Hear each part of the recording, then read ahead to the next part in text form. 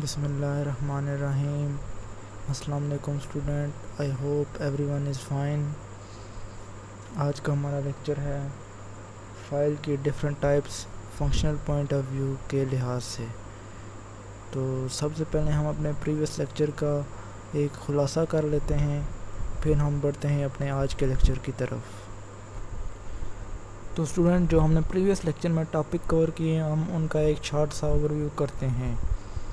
सबसे पहले हमने पढ़ा था फाइल, रिकॉर्ड और फील्ड्स की कुछ डेफिनेशन थी और इनकी कुछ एक्सप्लेनेशन थी जिनको हमने डीपली स्टडी किया था, और एक एग्जांपल भी हमने पढ़ी थी जो कि हमारी बुक में टेबल की फॉर्म में मौजूद है। तो हमने उस टेबल में आइडेंटिफाई किया था कि फ़ाइल कौन सा है, रिकॉर्ड कौन सा है और फील्ड इसमें क्या चीज़ है। मज़ीद हमने देखा था कि फ़ाइल को स्टोर कैसे किया जाता है, कौन कौन सी डिवाइसेस में स्टोर किया जाता है और कौन कौन से मेथड होते हैं स्टोर करने के लिए।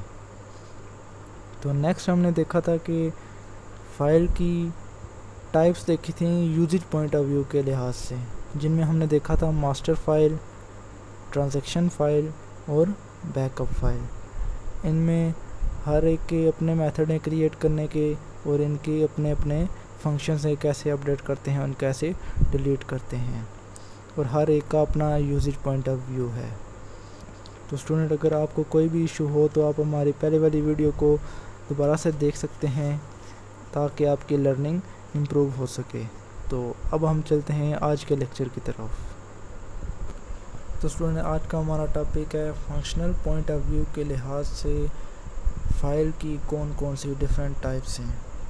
तो स्टूडेंट, ये जो फाइल्स होती हैं इनको प्रॉपर नेम दिया जाता है इनके फंक्शन के लिहाज से। इनका नेम दो पार्ट्स पे डिवाइड होता है।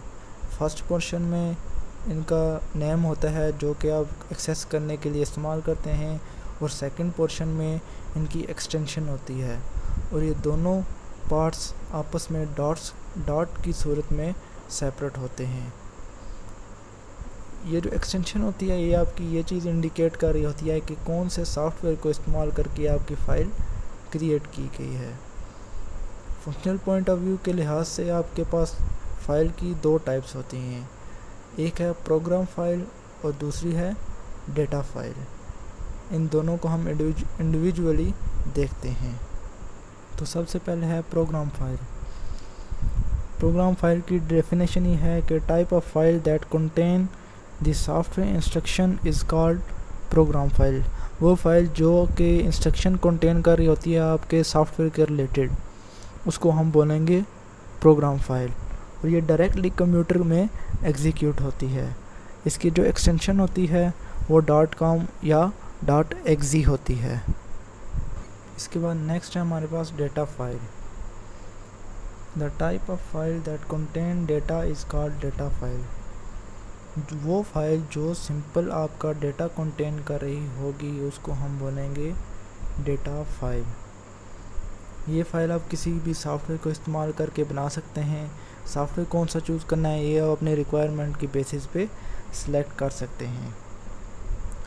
जब आपने एक दफ़ा किसी सॉफ्टवेयर में ये फ़ाइल क्रिएट कर ली तो ये फ़ाइल आपकी उसी सॉफ्टवेयर में ही ओपन होगी। मतलब कि अगर आप किसी और कंप्यूटर में अगर ये फ़ाइल ओपन करना चाहते हैं तो उस पीसी में वो वाला सॉफ्टवेयर मौजूद होना चाहिए, तभी वो फ़ाइल ओपन हो सकेगी। ये फ़ाइल किसी और सॉफ्टवेयर में भी ओपन हो सकती है, लेकिन उसके लिए शर्त ये है कि क्योंकि बहुत सारे जो सॉफ्टवेयर हैं वो डिफरेंट फॉर्मेट इस्तेमाल करते हैं डेटा को स्टोर करने के लिए। अगर तो दोनों सॉफ्टवेयर का जो फॉर्मेट है वो मैच कर जाता है तो फिर तो एक सॉफ्टवेयर में जो बनी हुई है फ़ाइल वो दूसरे सॉफ्टवेयर में भी ओपन हो सकती है। इसके बाद हमारे पास कुछ सॉफ्टवेयर की एग्जांपल हैं जो कि हमें डेटा फाइल बनाने में हेल्पफुल होते हैं। सबसे पहले है नोटपैड। नोटपैड आपका सिंपल टेक्स्ट फाइल बनाने के लिए इस्तेमाल किया जाता है और इसकी एक्सटेंशन होती है .txt। नेक्स्ट है वर्ड प्रोसेसर। ये आपको डॉक्यूमेंट बना के देता है। जो आपकी वर्ड की फ़ाइल होती है वो आपको एक डॉक्यूमेंट की फ़ाइल बना के देता है और इसकी एक्सटेंशन होती है doc और .rtf, इन दोनों में से कोई एक भी हो सकती है। नेक्स्ट है हमारे पास स्प्रेडशीट। स्प्रेडशीट बेसिकली ये बहुत ज़्यादा डेटा को स्टोर करने के लिए इस्तेमाल की जाती है, जैसा कि अकाउंटिंग के डेटा होता है, बैंक्स का डेटा होता है। तो ये वर्कशीट की फाइल बना के आपको देती है और इसकी एक्सटेंशन होती है XLS या WKS। नेक्स्ट है हमारे पास डेटाबेस। डेटाबेस के सॉफ्टवेयर को इस्तेमाल करके आप डेटा की फाइल बनाते हैं जो कि आपका डेटा स्टोर करती है एक टेबल्स की फॉर्म में, और उसकी एक्सटेंशन होती है DAT, DBF, MDB। ठीक है स्टूडेंट। तो नेक्स्ट है हमारे पास इमेज प्रोसेसर। ये आपको इमेज की फ़ाइल बना के देता है। अक्सर आपने इमेजेस के आगे देखा होगा कि .jpg, .png इस तरह के एक्सटेंशन लिखी होती हैं, तो वो उनकी एक्सटेंशन होती हैं और वो कुछ और भी हो सकती हैं। .tif भी हो सकता है, EPS भी हो सकता है, BMP भी हो सकता है और GIF भी हो सकता है। नेक्स्ट है हमारे पास ऑडियो सॉफ्टवेयर। ये आपको ऑडियो फाइल जनरेट करके देता है और इसकी एक्सटेंशन WAV, MID होती है। नेक्स्ट है वीडियो सॉफ्टवेयर। ये आपको एक वीडियो की फ़ाइल प्रोड्यूस करके देता है और इसकी एक्सटेंशन .avi, MPG भी होती है। तो इसमें आप ये भी हो सकती है कि ऑडियो सॉफ्टवेयर की जो एक्सटेंशन है वो MP3 होती है और जो वीडियो सॉफ्टवेयर की एक्सटेंशन है वो आपकी MP4 भी हो सकती है। इसके बाद नेक्स्ट है हमारे पास file organization. Storage point of view के लिहाज से A technique for physically arranging the record of a file on secondary storage device is called file organization। कि आपने फाइल्स तो बना ली, अब उन फाइल्स को कैसे अरेंज करना है। वो फाइल 1-2 भी हो सकती हैं और 100 फाइल भी हो सकती हैं, और वो बहुत सारी फाइल्स को आपने कैसे अरेंज करना है कि जब आपको ज़रूरत पड़े तो आप इजीली कोई भी फाइल को एक्सेस कर सकें। तो इसको फाइल को अरेंज करने के लिए हमारे पास 3 मेथड हैं। नंबर 1 है सीक्वेंशियल फाइल, नंबर 2 है direct and random file, number 3 है इंडेक्स सीक्वेंशियल। तो स्टूडेंट स्टार्ट करते हैं सीक्वेंशियल फाइल से। The record in sequential file organisation are stored in the sequence. मतलब कि जो रिकॉर्ड आपका सीक्वेंशियल फाइल में सेव होता है वो एक तरतीब के साथ ही उसमें डेटा सेव होता है। तरतीब से मुराद के एक के बाद एक डेटा। अगर आपने कोई डेटा को रिट्रीव करना है तो आपको पहले के तमाम डेटा को प्रोसेस करना पड़ेगा, तभी आपने जो रिक्वायर्ड डेटा है उसको एक्सेस कर सकते हैं। तो इसके लिए जो प्राइमरी स्टोरेज मीडिया डिवाइस इस्तेमाल की जाती है वो है मैग्नेटिक टेप। इसका जो बिग डिसएडवांटेज ये है कि ये बहुत ही ज़्यादा स्लो प्रोसेसिंग है। इसकी प्रोसेसिंग के लिए बहुत ज़्यादा टाइम कंज्यूम होता है। इसकी एग्जांपल आप ऐसे ले लें कि अगर आपने लास्ट रिकॉर्ड को रिट्रीव करना था तो आप डायरेक्टली उस तक नहीं पहुंच सकते जब तक कि आप प्रीवियस के तमाम रिकॉर्ड को एग्जीक्यूट ना कर लें, उनकी प्रोसेसिंग ना कर लें। जब आप प्रीवियस के तमाम रिकॉर्ड की प्रोसेसिंग करेंगे तो आपको जो रिक्वायर्ड डेटा होगा उस तक आप पहुंच सकेंगे, उसको रिट्रीव कर सकेंगे। इसके बाद स्टूडेंट है हमारे पास direct and random file. The record in direct file organisation are not store in a particular sequence.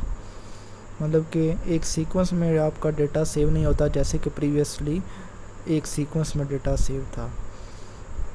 एक की वैल्यू इस्तेमाल की जाती है डेटा की लोकेशन के लिए और उसी डेटा की लोकेशन के हिसाब से आप अपने डेटा तक पहुंच सकते हैं। Each record is access directly without going through the proceeding record. जो आपका प्रीवियस का रिकॉर्ड होगा उसको आपको प्रोसेसिंग करने की ज़रूरत नहीं है, आप डायरेक्टली अपने डेटा तक पहुंच सकते हैं। ये फाइल का जो ऑर्गेनाइजेशन का सिस्टम है ये आप किसी भी डिस्क में अगर आपने डेटा सेव करना है तो वहाँ के लिए आपके सूटेबल होगा।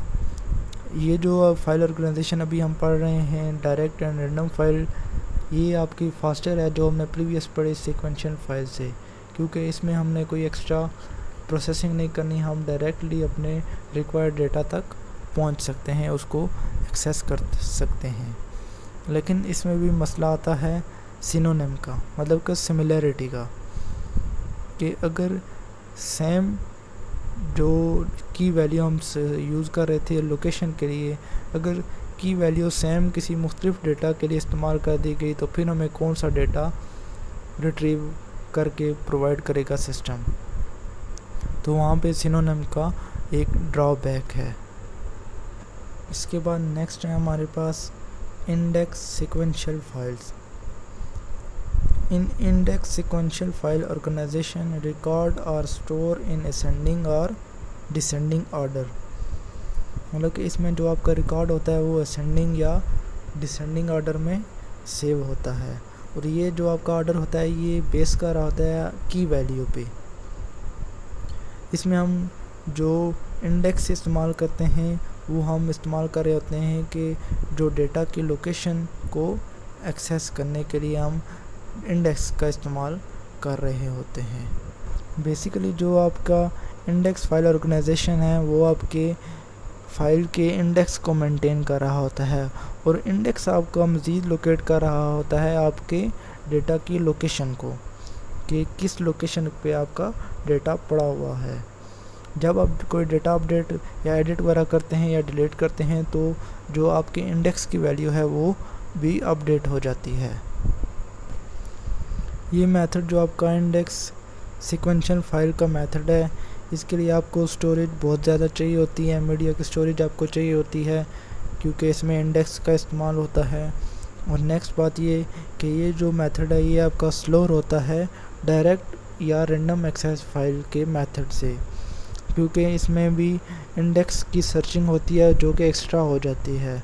लेकिन इंडेक्स की सर्चिंग से फ़ायदा ये होता है कि सिनोनिम का जो ड्रॉबैक था डायरेक्ट एंड रैंडम फाइल में वो ख़त्म हो जाता है।